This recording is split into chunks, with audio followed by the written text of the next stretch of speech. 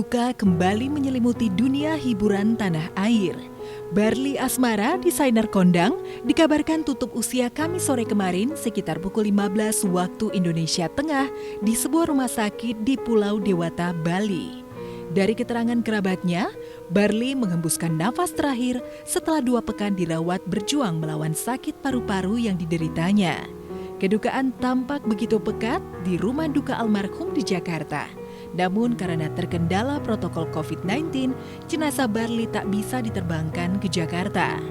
Pihak keluarga akhirnya memilih untuk memakamkan almarhum di Bali Kamis kemarin. Beliau menghembuskan nafas terakhirnya itu di rumah sakit.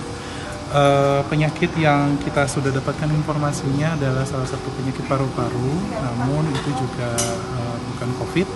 Kita bisa pastikan itu bukan COVID karena memang berdasarkan hasil swab test, Kak Barli itu tidak reaktif terhadap COVID itu. Dan beliau rencana akan dimakamkan langsung di Bali, dan untuk di studio 41B-nya Kak Barli akan diadakan tahlilan serta pengajian dan sholat gaib. Sesak-sesak napasnya itu memang sudah cukup lama, cuman pada kondisi tersebut Kak Barli memang dibawa di rumah sakit di Bali. Ternyata memang ada penyakit kakak yaitu paru-paru yang kita secara detailsnya masih belum mengetahuinya. Kepergian Barli yang begitu mendadak sontak membuat sejawatnya di kalangan selebriti terhenyak, seperti pasangan kakak beradik Sheren Sungkar dan Saskia Sungkar yang sejak Mei lalu sempat intens menjalin komunikasi dengan sang desainer. Kak Barli, @Barli Asmara, si lawak yang sering banget bercanda.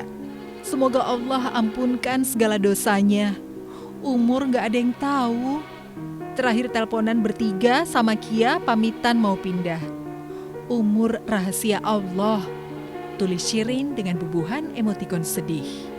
Selain Saskia dan Sheren Sungkar, ada banyak selebriti yang selama ini dekat dengan sang desainer merasa kehilangan atas kepergian sang maestro perancang busana tanah air, tak terkecuali Fairuz Arafik hingga Tia Aristia. Dan sekali lagi kami mengucapkan turut berduka cita sedalam-dalamnya. Semoga amal ibadah saudara kita, teman kita diterima di sisi Allah Subhanahu wa Ta'ala, dan juga keluarga yang ditinggalkan berikan ketabahan dan kesabaran. Kita doakan yang terbaik ya. Turut berbelasungkawa atas meninggalnya Kakak Barli Asmara. Mudah-mudahan beliau diterima segala amal ibadahnya, diampuni segala dosanya, dan diberikan tempat yang paling layak di sisinya. Amin. Selama berkiprah di dunia rancang busana, pria kelahiran Bandung 3 Maret 1978 ini dikenal sebagai desainer yang cukup kreatif dan inovatif, dengan ciri khas gaya desain modern dan kaya detil. Karya-karyanya selain dikenal luas oleh masyarakat, juga banyak diminati oleh kalangan selebriti.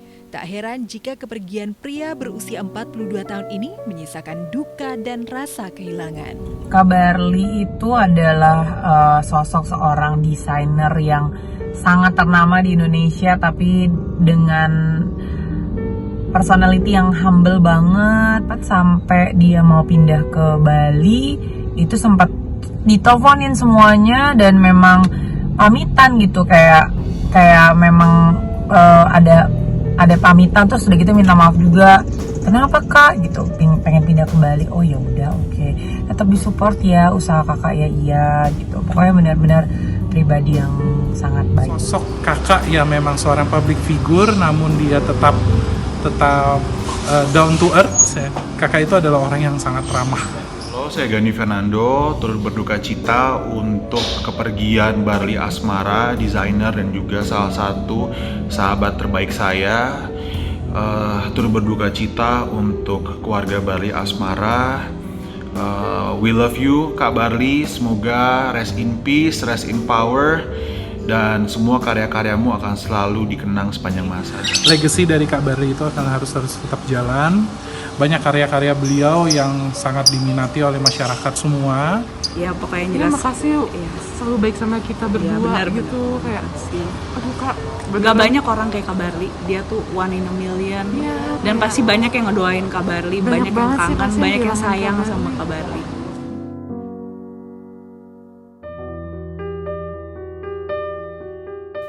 Saat duka begitu pekat mengiringi kepergian almarhum Barli Asmara setelah berjuang melawan penyakit paru-paru di tempat berbeda, istri presenter Indra Bekti, Aldila Jelita, hingga kini juga masih berjuang melawan penyakit paru-paru yang dideritanya. Sepekan lebih, Aldila terbaring di rumah sakit. Selama itu pula ia sekuat tenaga berusaha bangkit dari keterpurukan akibat penyakit akut pernapasan. Apalagi tak mudah melewati fase kritis di saat musim pandemi COVID-19 belum reda. Lalu bagaimana kondisi terkini kesehatan Aldila? Benarkah Dila aman dari COVID-19? Ada cairan di dalam parunya gitu, dan itu kemarin ada tindakan diambil cairannya. Yang pertama 600 cc, yang kedua 1 liter, yang ketiga 350 cc ya Bun ya? Masih coba beradaptasi paru-parunya karena kan baru diambil cairan, jadi kayak agak masih lemes dan agak susah bernapas aja gitu. Overall membaik, sekarang sedang dalam observasi. Untuk awal masuk ya karena sedang wabah, kita tes ternyata memang bukan COVID ya, dari hasil pemeriksaannya memang bukan ke arah COVID, jadi kami tempatkan di gedung yang non-COVID. Ya, di antara banyak pasien rumah sakit yang panik saat dirawat di musim pandemi, Dila beruntung masih bisa melewati fase swab dan rapid test dengan hasil negatif. Lalu apa saja faktor yang dapat memulihkan Dila dari penyakit pernapasan itu? Kemarin sih kita dapat informasi bahwa cairan kultur tersebut istilahnya bagus ya, nggak ada kuman. Karena ini kan masih diobservasi ya Mas, nanti akan diberitahu oleh dokter spesialis parunya berapa sering, biasanya sih sebulan sekali. Ya mungkin harus 6 bulan dulu kita sembuhin dulu Dilanya seperti apa gitu dari TB-nya.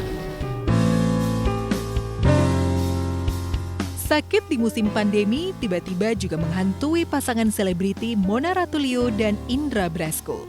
Baru saja kebahagiaan terpendar menyambut lahirnya anggota keluarga baru. Bayi ketiga Mona yang baru berusia 3 bulan itu santer dikabarkan mengidap penyakit alergi kulit atau penyakit sejenis dermatitis atopik. Penyakit ini diakui Mona dan suami merupakan penyakit turunan. Sebenarnya memang turunan sih. Jadi ini tuh alergi, sebenarnya Numa tuh alergi. Kalau alergi itu kan penyakitnya penyakit keturunan ya. Kemarin kan Numa kan memang vaksinnya rutin ya. Jadi sekalian vaksin biasanya sekalian konsultasi ke dokter. Akibat gatal hingga luka di hampir seluruh bagian kulit tubuh, belakangan si jabang bayi kerap merengek kesakitan. Karena itulah Mona terus siaga agar penyakit kulit ini tak menjalar. Iya gatal ya, jadi kalau rewel sih mungkin pasti agak lebih rewel. Kita kan sebenarnya juga nggak tahu ya rewelnya tuh namanya juga baik ya, karena apa kita juga nggak tahu. Tapi gerakan tangannya tuh memang gerakan menuju ke menggaruk. Jadi kepalanya tuh agak luka-luka dan berdarah-berdarah. Bagi Mona, menangani bayi dengan jenis penyakit kulit turunan sejenis bukanlah kali pertama. Pasalnya, baik anak pertama maupun kedua juga pernah mengalami hal serupa. Tak heran jika ia tak begitu didekap rasa khawatir. Enggak sih, karena kita udah pernah ngalamin ya, jadi kekhawatirannya nggak berlebihan kayak kemarin. Waktu Nala, Indra tuh khawatir banget, takutnya bekasnya tuh sampai gede.